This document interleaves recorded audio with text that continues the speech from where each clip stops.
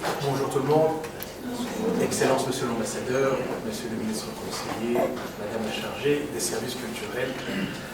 Vous m'avez fait l'insigne honneur de me demander de prendre la parole aujourd'hui en intitulant, ce que j'ai mis dans l'invitation, un titre de l'intervention Conseil de l'aîné. Et je vous avoue, sans faire preuve de trop de fausse modestie, que je trouve que la présentation est un peu prétentieuse parce que j'estime probablement ne pas encore avoir la sagesse de certains aînés, bien que je pense que la sagesse n'est pas l'apanage exclusif de l'âge, parce que c'est tant tel d'être le cas, alors c'est qu'il y a probablement d'autres personnes qui sont plus légitimes que moi pour prendre la parole. Je vois notamment le docteur Tignan, qui est ici présent, et qui à ce titre d'aîné aurait éventuellement pu vous entretenir d'un certain nombre de choses. Alors, ne pouvant me revendiquer de la sagesse des aînés, je pense que je peux à tout le moins me revendiquer de celle de l'expertise, de l'expérience, au moins en ma qualité d'avocat, et plus particulièrement comme fondateur du cabinet Lexlo, dont une des niches d'expertise est précisément en matière migratoire.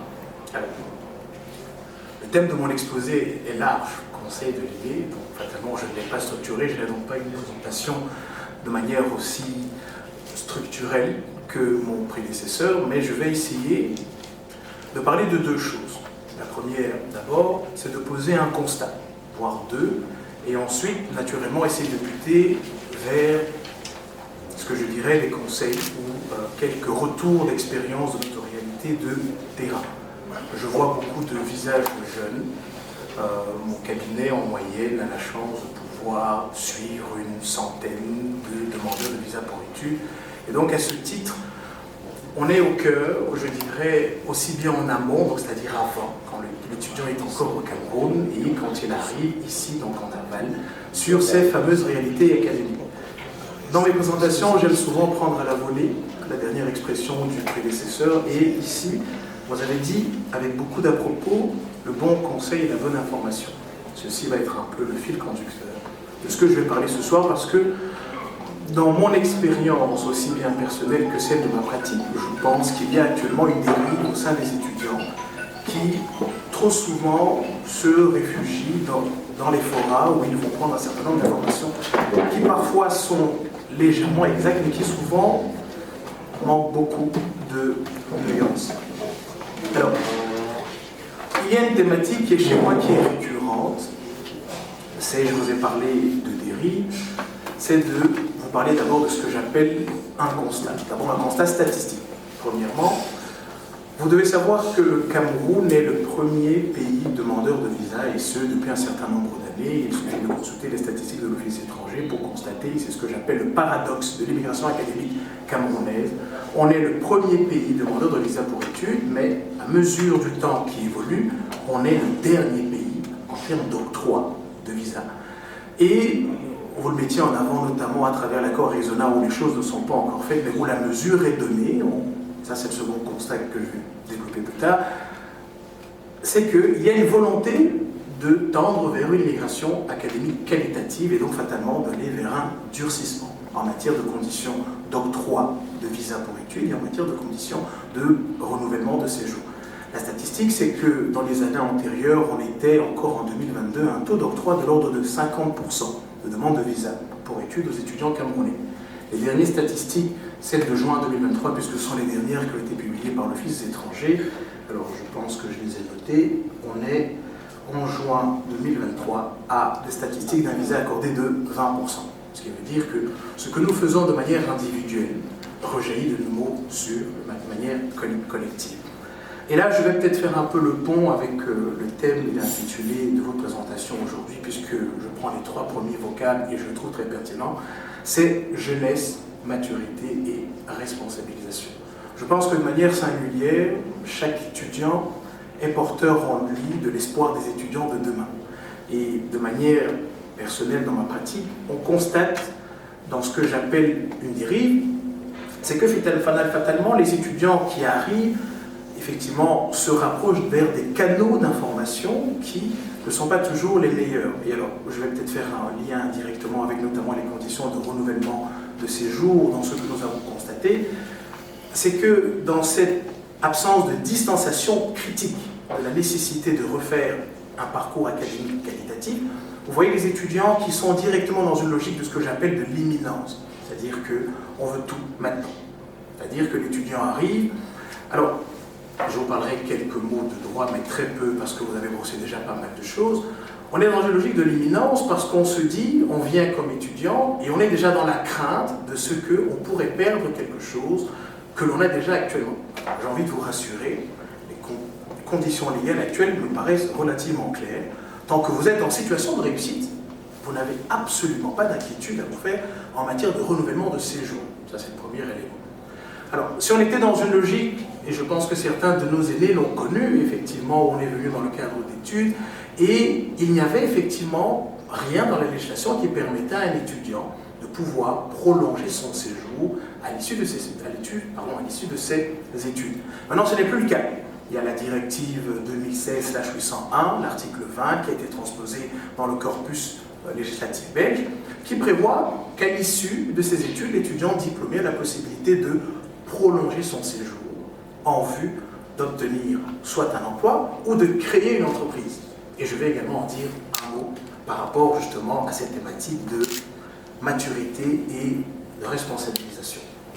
Je vous parlais encore d'imminence, dans le sens où cette volonté de l'immédiateté, c'est-à-dire qu'on veut tout de suite maintenant un séjour définitif, donc l'étudiant qui arrive est déjà dans une projection de « je voudrais sécuriser mon séjour pour obtenir un séjour définitif ».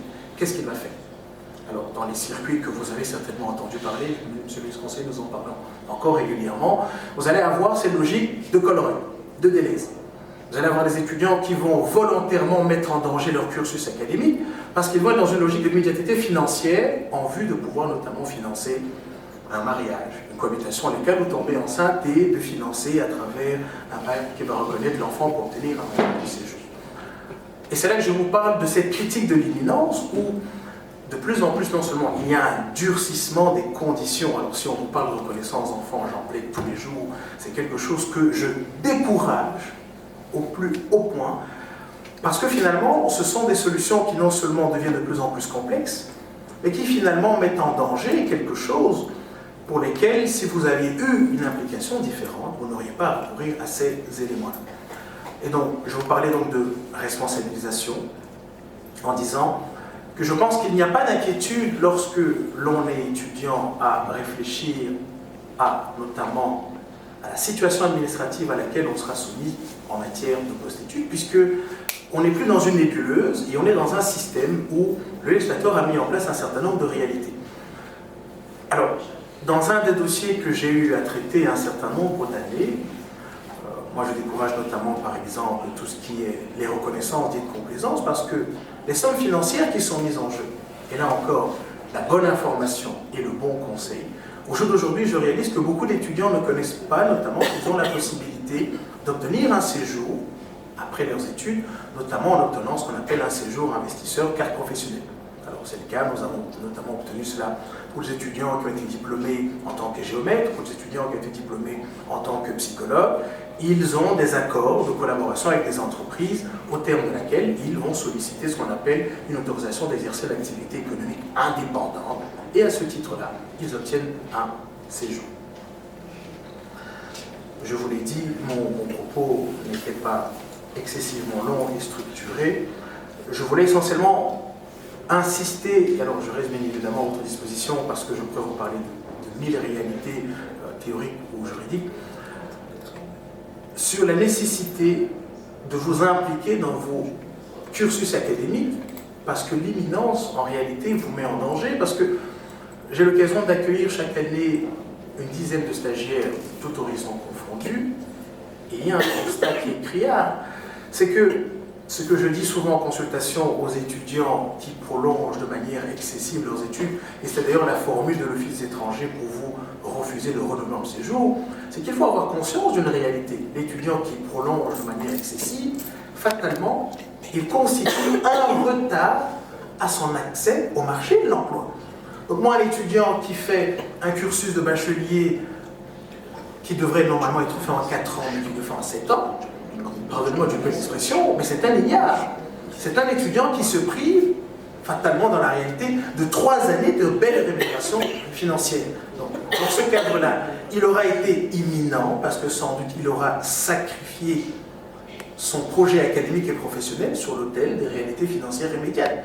Des étudiants qui veulent tout de suite des gros revenus et qui, fatalement, au lieu de se contenter des 20 heures d'études, comme vous l'avez très justement parlé, vont travailler bien au-delà pour entretenir un rythme de vie qui, selon moi, n'est probablement pas nécessaire et qui leur est préjudiciable au titre de leur perspective académique.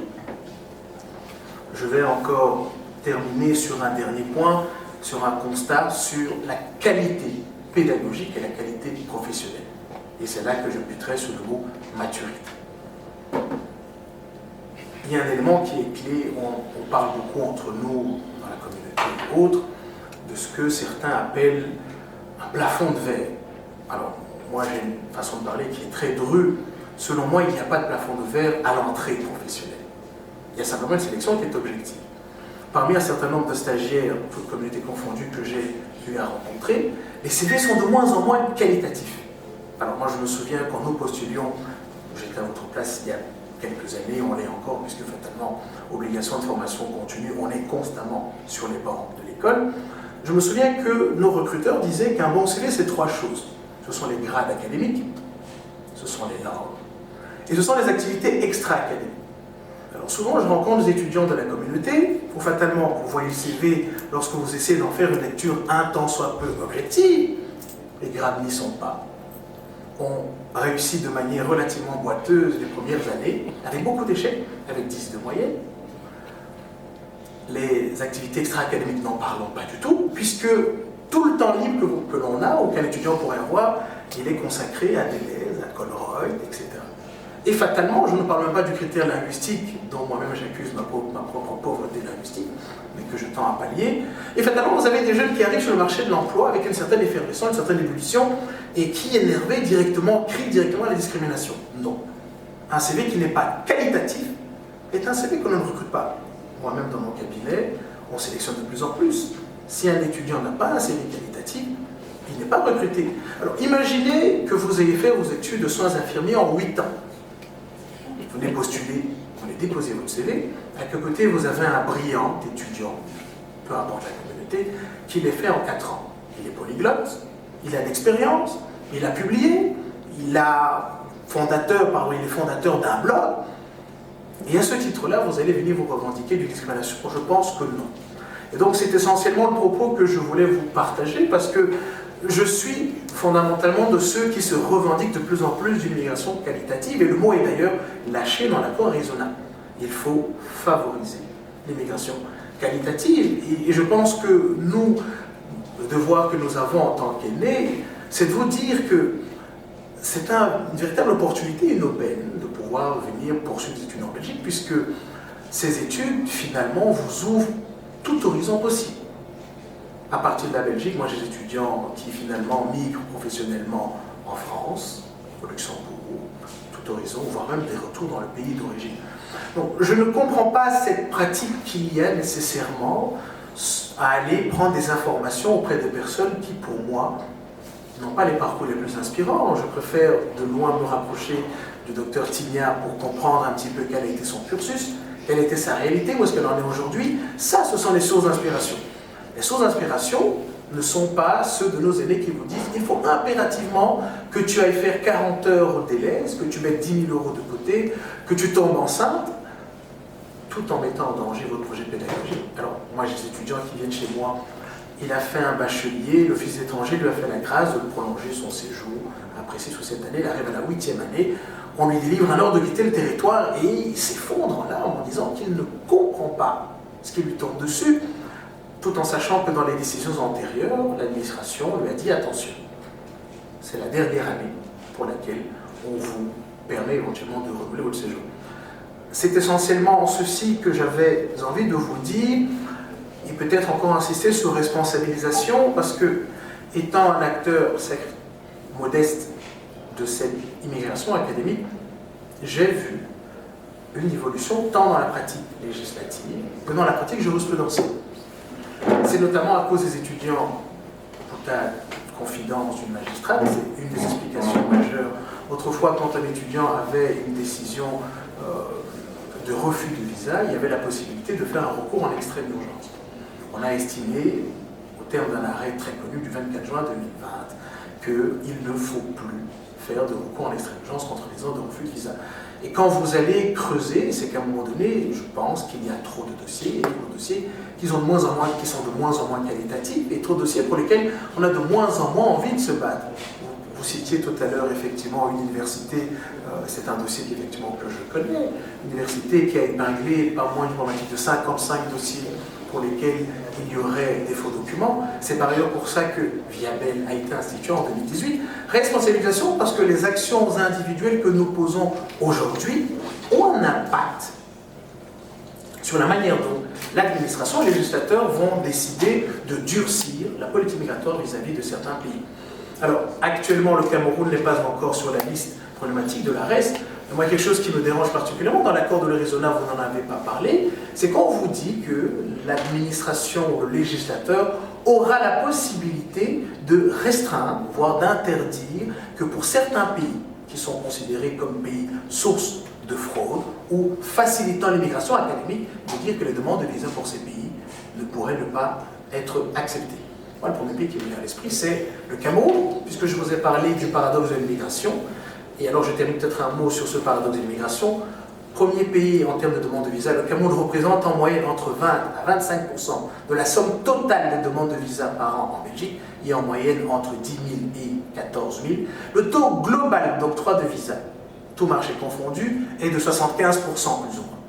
Et le Cameroun a un taux d'octroi plus ou moins de 25%. Donc s'il y a un pays qui sera dans le viseur, selon moi, du législateur belge, ce sera fatalement, plus de chances possibles, que ce soit le Cameroun. Et donc, je termine mon propos, j'espère qu'il aurait été intéressant un minimum, en vous disant, je pense que dans ce titre qui était pour moi très à propos, que j'ai voulu prendre, jeunesse, maturité et responsabilisation, fuyez l'imminence, fuyez l'immédiateté et comprenez que les actes que vous posez aujourd'hui auront des impacts et des conséquences relativement importantes sur la qualité de votre parcours, sur la qualité de votre projet pédagogique, mais également sur la qualité de votre projet professionnel, sans compter que dans cette responsabilisation, chacun de nous ou chacun de vous porte le fardeau de ce que fatalement, ce que nous faisons individuellement a des conséquences sur la collectivité et sur les prochains demandeurs de visa pour études. Voilà ce que j'avais souhaité partager avec vous aujourd'hui. Et bien évidemment, je suis ouvert à toute question.